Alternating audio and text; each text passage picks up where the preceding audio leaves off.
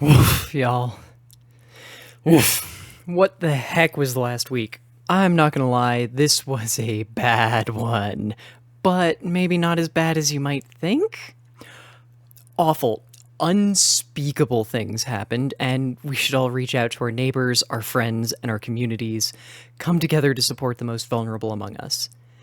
At the same time, we can be aware of how much of this suffering was the pathetic tantrum of fascists realizing not only are they mocked, are they detested, are they ridiculed, they're at risk of losing money. That does not mean they're not dangerous, it does not mean you can ignore what has happened, but you need not believe their attempts to instill fear.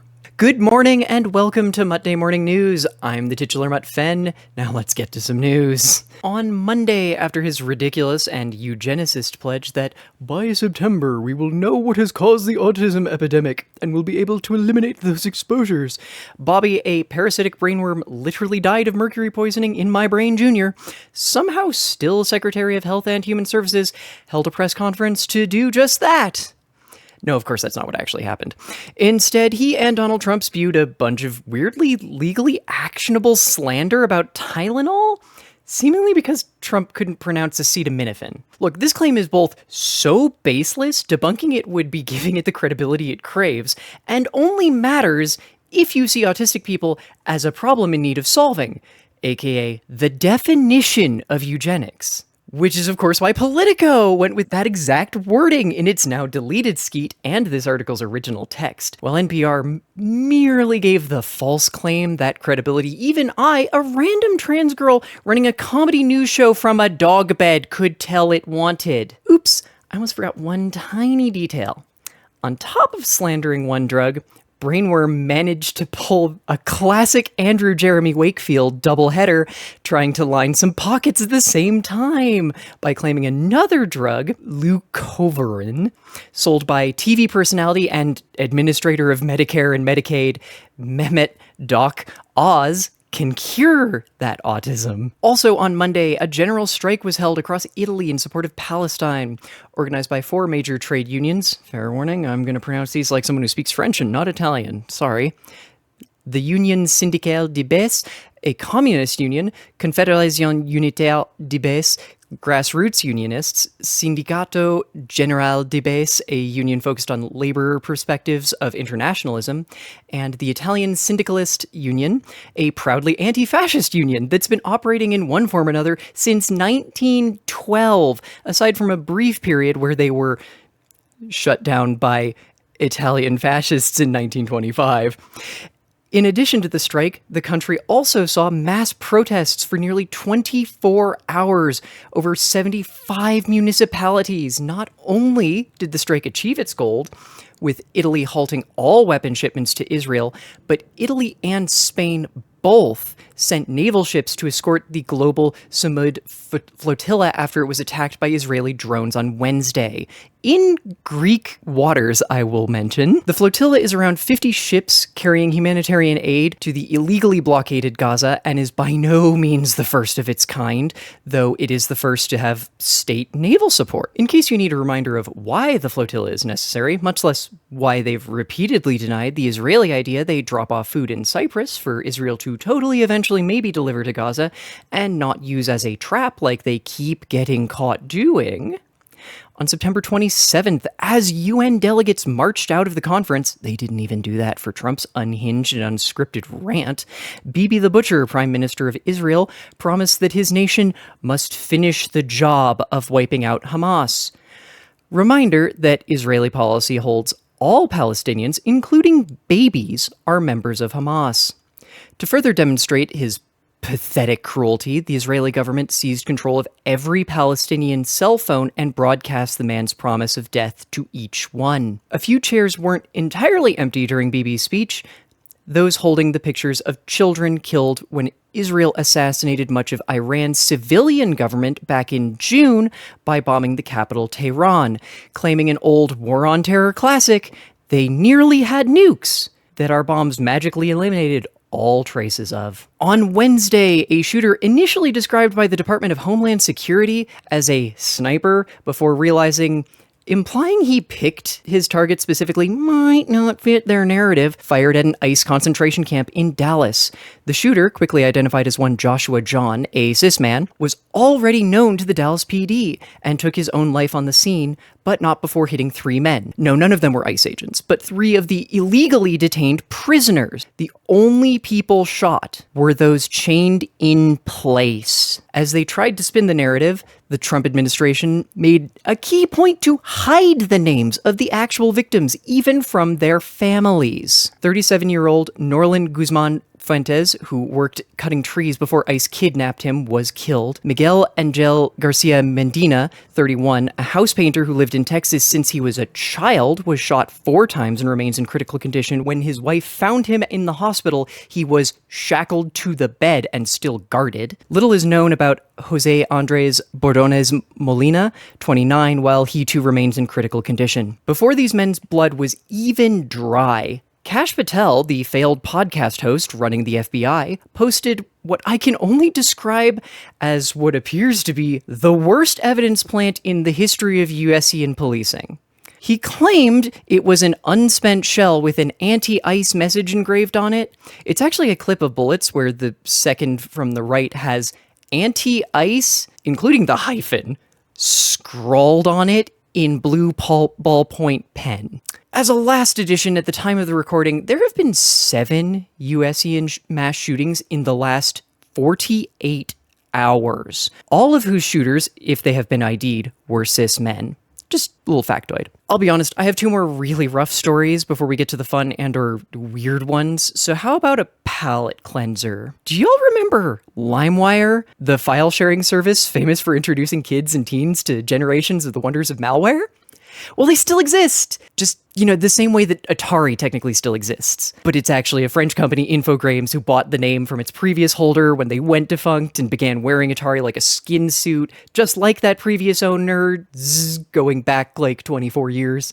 Yeah, LimeWire was resurrected back in 2022 as the apparently more marketable name for Julian and Paul Zemer's companies Eversign, Currency Layer, and Stack Holdings, which, did you notice the theme there? Yeah, since 2022, LimeWire has been an NFT marketplace while also claiming to be decoupled from crypto somehow, which makes about as much sense as them spending $245,000 on an eBay auction for the rights to Fire Festival, which, they did that 2 weeks ago. Even more paradoxically, they announced plans to use the Fire name for a new music streaming service. And I'm sorry, what? Did you forget you're literally LimeWire? Fun fact, back in 2022, they specifically announced that they weren't going to be announcing a music streaming service. Whatever, let's get back to dealing with the overt fascism. It's easy to hear that trans people are scared and think you'll be an ally and help. It's easy to hear immigrants are scared and think you'll be an ally to help. It's not easy to hear ICE agents murdered Silviero Vilgas Gonzalez, a cook and father of 2, in the streets of Chicago for the crime of not being white. It's not easy to read that Madison Karstens, Michelle Haywood, and Denise Throckmorton were hunted and beaten by 6 men in Seattle for the crime of being trans girls out for Tuesday doll night in Capitol Hill. Nor is it easy to read about the 3 trans men, Monica Renteria Gonzalez, Kenya Campos Flores, and Mario Garcia Venezuela, who've been in ICE concentration camps since 2023, yes, under Biden as well, facing sexual harassment and assault, beatings if they spoke up, allegedly from the assistant warden and guards, as well as torturous labor details, best summarized by the guards themselves: "If you want to be a man, I'll treat you like a man," before making the trans men push metal cabinets across a dorm room, only to then demand that they push the same cabinets back to the same spot only minutes later, or working with caustic chemicals without any protection. Hey, any dudes who are still watching this, those times someone made you do shit like that to toughen you up or make a man out of you or whatever, that was awful of them too. You did not deserve it. That's what feminists mean when we tell you the patriarchy is hurting you too. I have links to all the articles about these down below. Please check the description to learn more. To wrap up the direct fascism news, let's do the weekly check-in on cities the USian dictator has been harassing and or blessing. In Memphis, National Guard arrived to mostly stand around and do absolutely nothing. The pushback from arming the occupying forces in DC, as well as the public outcry over ICE agents repeatedly drawing his pistol while confronting protesters in Chicago, seem to have had a chilling effect, as the Memphis occupiers have been expressly denied any actual tasks to do unless the police specifically call them for backup. In California, the actual threat continues to be Gavin Trump 3.0 Newsom, as he continues his anti-homeless sweeps, and new ICE concentration camps continue to open in the liberal, kindly note the invective dripping from that word as a once resident of the Inland Empire state, as do allegations of inhumane and torturous conditions. Meanwhile, Californian trans folk wait with bated breath to see if the governor, who previously agreed with Charlie Kirk, a man who called for our extermination and reaffirmed as much after Kirk's death, will sign 5 bills that have already passed the state legislature and sit on his desk. They are, for anyone who'd like to call the governor and encourage him to do his job, SB 418, Ensure Equal Access to Care for All, AB 82, Health, Data Privacy and Safety, SB 59, Transgender Privacy Act, SB 497, Transgender State of Refuge, and AB 1084, the Transgender Record Act. Chicago, however, continues to exist in limbo. Feds from the ATF, CBP, most often actually called Border Patrol, and ICE are a constant threat to the city. Over the weekend, feds grew more aggressive, pulling firearms, not just less lethal weaponry, regularly on protesters, medics, legal observers, journalists, and even bystanders as they continue to kidnap residents, mostly based on their skin color. I say mostly because they've started throwing a new tactic in as well, kidnapping journalists, specifically those who've caught images and videos of ICE's brutality. They, however, did not seem to think about what exactly one does after illegally kidnapping a journalist before hundreds of protesters and other journalists, and still try to not look evil. So go check out the People's Fabric and Unraveled Press on Blue Sky for some close-up details on the insides of the Broadview facility and its unspeakable cruelty. Now on to some really, really stupid stories. On September 27th, the U.S. State Department revoked Colombian President Gustavo Petro's visa. He was in New York for the UN meeting Trump used to complain about indicting Comey, call everyone else's countries hellholes, and generally act like a whiny toddler. Want to guess why? Well, at a pro-Palestine protest happening near the UN, he said, translated from Spanish, "This force has to be bigger than the United States. That's why from here, from New York, I ask all soldiers of the Army of the United States not to point their guns at people. Disobey the orders of Trump. Obey the orders of humanity." President Petro was already in low standing with the US dictator after refusing to allow Trump to illegally deport prisoners to Colombia all the way back in January, so this is rather par for the course. How about we talk about something stupid not happening in the US for a second? On Thursday, September 25th, one of those, you all get the point of government, if you're making us play this capitalist game, is to provide services that aren't profitable but are necessary for the betterment of society issue. The Canadian government announced plans to shutter rural post offices and even end home delivery. In response, Canada postal workers have gone on strike again. Here's hoping for them and the communities they serve. So this one's actually just a little journalism joke I'm contractually obliged to make like once a month over on Blue Sky, but I don't think I've made it yet on Muttday Morning News, so let's do that. See, this New York Times headline and how it ends in a question, well, journalists know of this thing called Betteridge's Law of Headlines. It goes like this. If a headline is a question that can be answered with yes or no, the answer is no. A good journalist or writer knows this and plays with it going in. I actually recommend Bethany Karsten's article, Are We Still Free, over on the Trans Feminine Review, link in the description, if you'd like a perfect example of this. A hack whose paper is desperately trying to suck up to a man too hateful to stop trying to sue them for $15 billion will do something absurd like this while trying to prove the answer could somehow be yes. You know what I haven't done in like 2 weeks? A session of pet play. And there's even another Pokémon story this week. First up, Saudi Arabia, the oil, money, and human rights nightmare monarchy who own Niantic, seriously all, stop playing Pokemon Go, are reportedly near closing a deal to buy EA for $50 billion.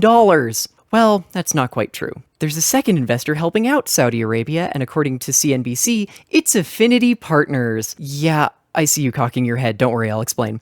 See, Affinity Partners is an investment firm that does invest Saudi money as well, but with an arm's reach sort of deal, since they're not founded or run by any of the royal family of Saudi Arabia, but by the royal family of the USian dictator. Yeah, it's owned by Jared Kushner, the constantly upward failing son-in-law of Donald Trump.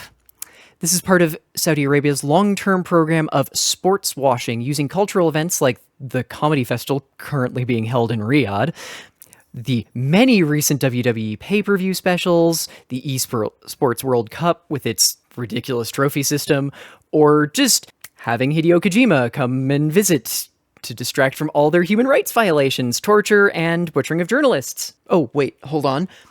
Breaking news as of while I was doing the pre-show, EA actually inked the official sale to Affinity Partners and Silver Lake, the Saudi investment firm, and plans to take the company private. Shareholders will reportedly be paid $210 a share. It came out to $55 billion, turns out. Deal's expected to be closed by end of fiscal year 2027. I haven't had a chance to mock generative AI this week, so let's make sure we get at least one of those in. Last year, Runway teamed up with Lionsgate, the studio that made its name on Twilight and Saw movies, and really hopes you forgot most of the things they've done since. Okay, yes, they also produced the Hunger Games and John Wick movies too. Who's Runway? Well, of course, they're yet another generative AI company focusing on audio-visual media rather than pathetic chatbots. Sadly for them, well, mostly Lionsgate, seeing as Runway basically got paid to jerk off for 12 months, and I guess this is sort of good for the rest of humanity. The partnership has not been going well. Turns out, using Lionsgate's entire filmography wasn't enough to start rolling out purely AI-generated films. Actually, according to an interview Runway did with The Wrap, in fact, the Disney catalog is too small to create a model. Yeah. On to that Pokemon story. No, don't worry, that bit about Pokemon Go wasn't it, though you might wish it was when I'm done. On Monday morning, the Department of Homeland Security tweeted a disgusting video using the original Pokémon theme as well as clips from the show and even card mock-ups to publicize the mass incarceration of brown men before shipping them to concentration camps where detainees are held in inhumane conditions and where at least a dozen prisoners have already been killed. IGN and Kotaku have both reached out to Nintendo, as have fans, asking if they will defend their copyright against the US government as fervently as they do against those same fans. Nintendo and the International Pokémon Company gave a mealy-mouthed statement to Kotaku on Wednesday, not dissimilar to the one they gave upon Palworld's release, essentially acknowledging that they were aware of the situation. It read, "We are aware of a recent video posted to the Department of Homeland Security that includes imagery and language associated with our brand. Our company was not involved in the creation or distribution of this content, and permission was not granted for the use of our intellectual property," but nothing about any kind of enforcement. IGN and Kotaku were both quick to point out Nintendo has a long history of litigation against fans, as well as the sweeping patents they've been snatching up in the wake of their lawsuit with Palworld creator Pocket Pair. Though I'll remind you of my story 2 weeks ago about what Nintendo did to Gary Bowser. It seems Nintendo is only willing to use its legal might for evil. Thankfully, Dieselbrain, one of the big names behind the hashtag Save Speech movement, remember to do your dailies and go to stoppaypros.neocities.org to learn more about how you can fight back against banks, credit cards, and tech bros from deciding how you spend your money. Bet you thought I'd go a whole episode without saying it. Helpfully shared Nintendo's best contact numbers, as well as this other post, which has the links to Nintendo's actual legal copyright enforcement links, the place where you're supposed to tell them about, hey, I think there's a copyright issue going on here. Let's be honest, what Nintendo fan has ever actually gone looking for those links? But hey, now you have them. For my last story today, oh boy, this one's something. I wanted to go over how Trump honestly just might be losing it. But this one is so bad, it kind of had to be its own thing. Check out the post show in a few days for all the tangentially related stuff I didn't have time to throw into the script, because there's a lot. On Saturday night, the sitting US president showed on his own social media site a Fox News clip of himself announcing plans to provide so-called Medbed cards to his supporters. Okay, let me unpack a couple of things for you. First, the clip is fake. It's made by a generative AI. It's remarkably easy to tell. The chyron isn't formatted the way Fox does. It's also a national news show. It's not hard to compare the thousands of recordings and clips from the real show to the AI slop to see it's not real. And maybe most obviously, Trump should have known he's never said any of that, but sure. Gerontocracy. So, given Truth Social is about 98% grifters by volume, there's a very good chance Trump just shared what was essentially an ad. See, while medbeds have been part of the QAnon conspiracy circle since 2022, don't worry, I'll explain that bit next, medbed cards are a specific brand of the grifters who seem to have either gotten really lucky or unlucky since Trump actually deleted the post early Sunday after being repeatedly told it was fake. Yes, that's what Trump's social media site says when you check a deleted post. So what are medbeds? They're medical devices around which the plot of Elysium, the 2013 Neil Blomkamp movie, revolve. Magical machines that can diagnose and fix anything and everything from missing limbs to cancer and even de-aging. They're sarcophagi from Stargate if the broken ethics were a prerequisite rather than a side effect. Despite the obvious personal benefits, QAnon folks actually jumped on them initially as an explanation for how John Kennedy not only survived but is still working in the shadows today. And since we live in hell, not only are there grifters selling these things, they claim to be medbeds, but some are even approved by the FDA, albeit under the little lie that med is short for meditation. Medbed cards are actually a really simple scam. They sell you a stupidly expensive membership card, gets you access to the beds, either in hospitals or their own personal locations. There's also Tesla Bio Healing, surprisingly no relation to the exploding car company, whose medbeds are instead large metal cans the FDA has registered as infrared meditation lamps that suckers pay $500 to $19,999 each for and surround their beds with or put under them. Though I think the worst one is actually a Swiss company, 9010, who will sell you a medbed for $2,500 plus shipping, then reveal the magic words which, when spoken, magically inform their globe-covering faster-than-light technology to teleport or beam quantum energy and frequencies into the human body without time delay. Oh, what the hell was this week? Yeah, stuff happened. A lot of stuff happened. Hey, this week kind of almost broke me, so I'm streaming a lot less this coming week. Specifically, only Thursday through Sunday.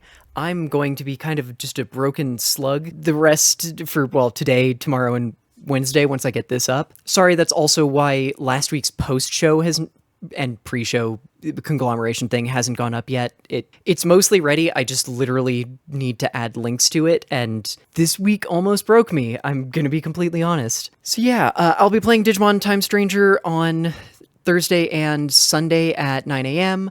Then either Silk Song or Hades 2 on Friday at 4 p.m. and still Tarkov with April on Brain Saturday at 4 p.m. as well.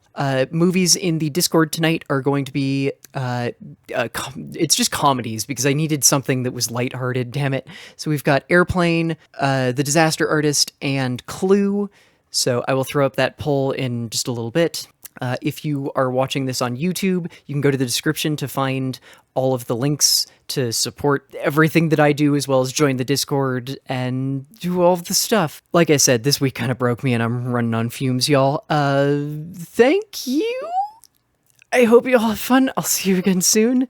As a reminder, this stream is brought to you, and YouTube video and whatever, by your support over on patreon.com/fen and or coffee.com/fen. You can also support over at fen.gay. Thank you to April, Fragile Paper, Manfred, Pinball Witch, Pimento, Yalk, and Rose. I could not do this without all of your support. Thank you so very much, as well as all of the subs and follows over on Twitch, and so many new follows on YouTube. Thank you all. Remember to like, comment, subscribe. I know everyone hates it, but it legitimately helps so frickin' much. Yeah, I'm gonna now cut back over to doing the post-show with the folks who are here live, because I have so many stupid stories I didn't get to cover, because this week was really, really stupid. Yeah.